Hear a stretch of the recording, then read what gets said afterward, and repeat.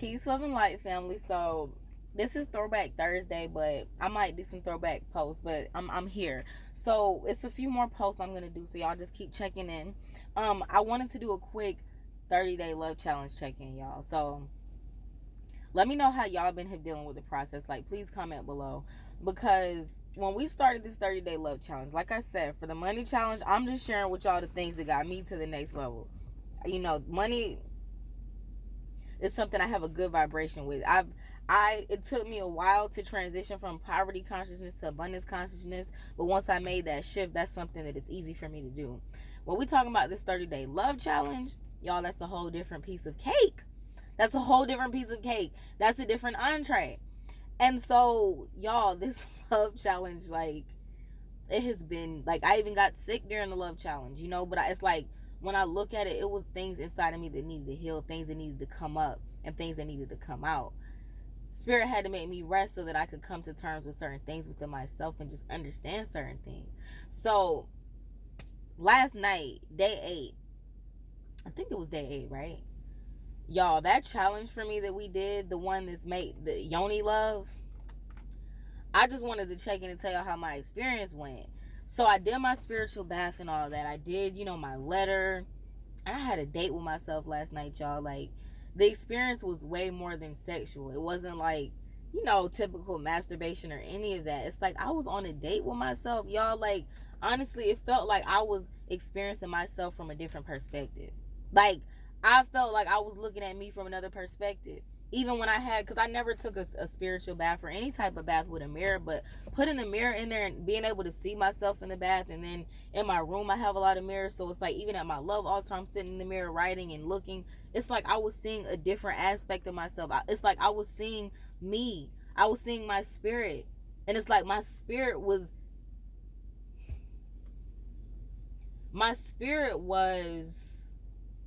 what is the word that I'm looking for? My spirit was experiencing me, the physical side of me. It was crazy. It was like me and spiritual me. We were one last night.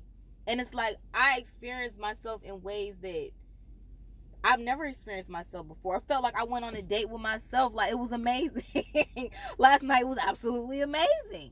And it's like I've never done anything like that. Even when people talk about, that's why I'm like, that's why I said we're making love to the Yoni. That wasn't even just about sex or orgasm and all of that. I made myself feel good. I felt sensations in my body that I've never felt before. It was very sensual. But it's like, it was more than that. Even feeling like my stomach, like, it literally felt like another aspect of myself was experiencing me. Like, I was having an outer body and an inner body experience at the same time. And I said that to say, like, I never knew I could have so much passion by myself. You see what I'm saying? Like, it didn't feel like I was alone, y'all. It didn't. I danced. I pamper myself. Of course, I always put on coconut oil when I get out the shower. But it's like I was able to massage myself with coconut oil. It was amazing. It was amazing. Like, it was excellent. And I feel like it nurtured a part of me that needed to be nourished.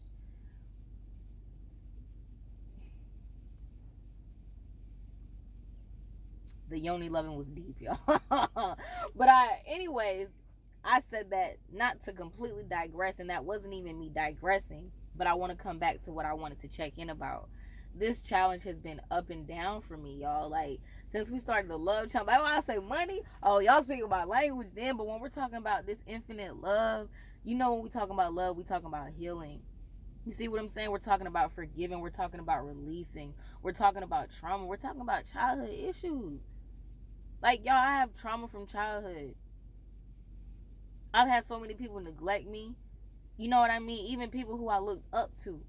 My biological father, neglect. You see what I'm saying? I used to believe, I just stopped believing my father literally like 2 years ago that I wasn't going to see him. And then when I finally made it away, and this is me just talking to y'all straight up. When I finally made it, when I did my meet and greet in LA, y'all, I was so excited because I told my dad, I was like, Dad, don't worry about it. You can't come to see me, but I'm going to start coming to see you twice a year. Because I said, now I'm doing my meet and greets. I'm gonna be in LA anyway. Just like I go to Atlanta, I could go to LA. But I remember I went for my meet and greet, y'all, and I didn't even get to see my dad. Like, and I'm like, I'm out there for a meet and greet. He had all the excuses in the world. And even before then, I remember when I booked my ticket to go to LA. Y'all know how much it was to book my ticket to LA? $289. I still don't forget it. I'm like, you telling me my whole life $289 was the difference between you coming to see me down south at least once a year?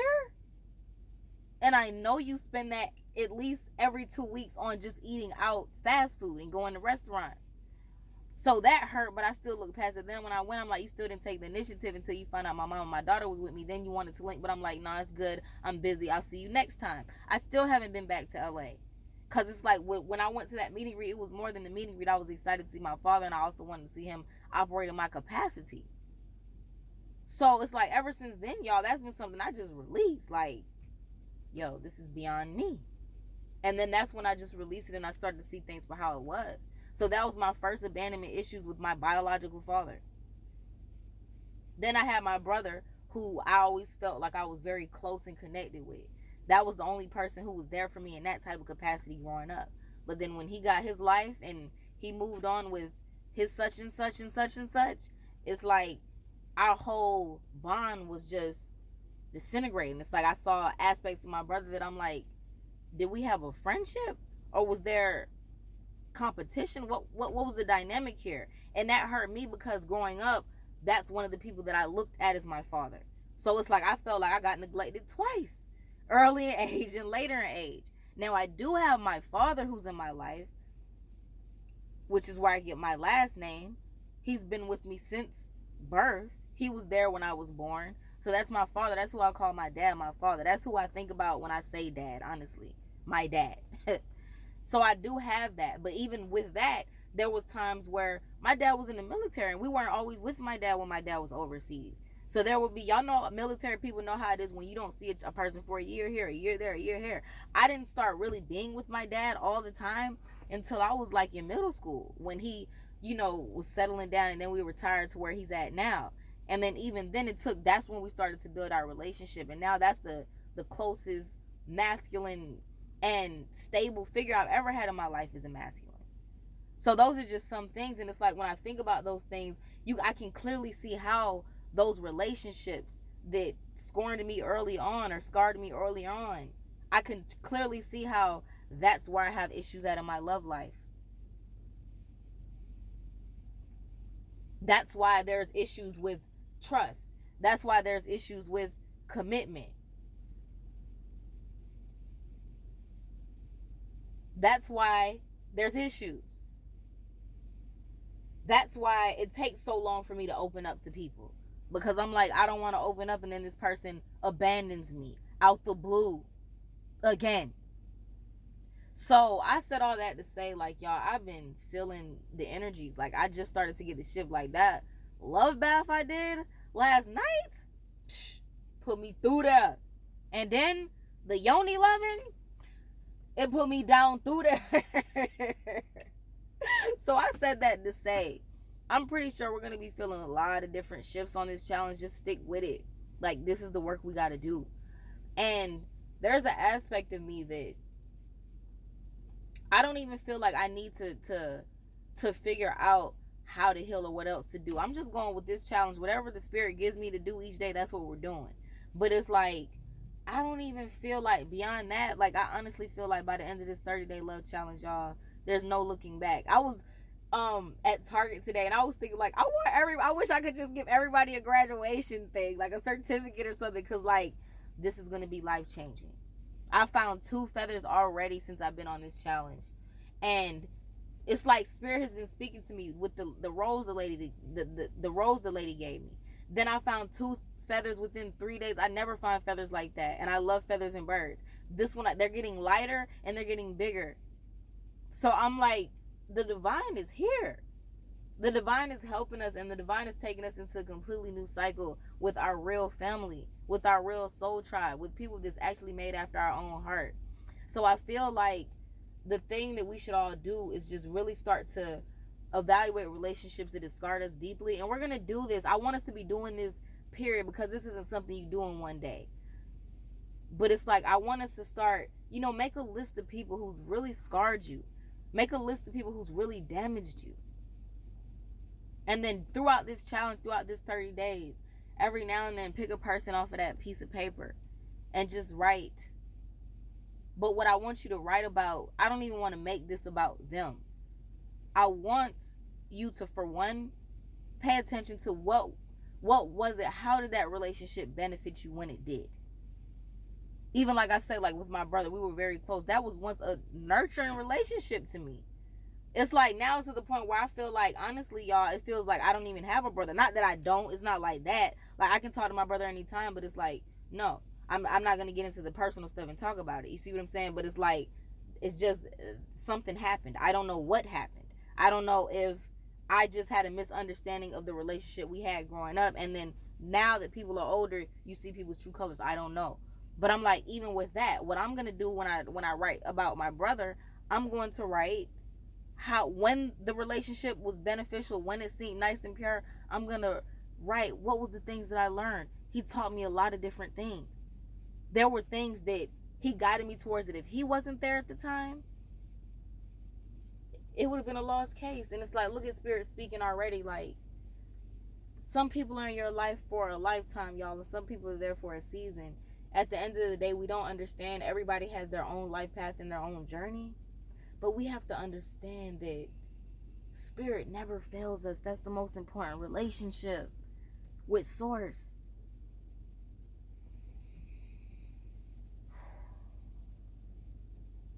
It's bigger. Like, you as an individual, we are born alone and we die alone.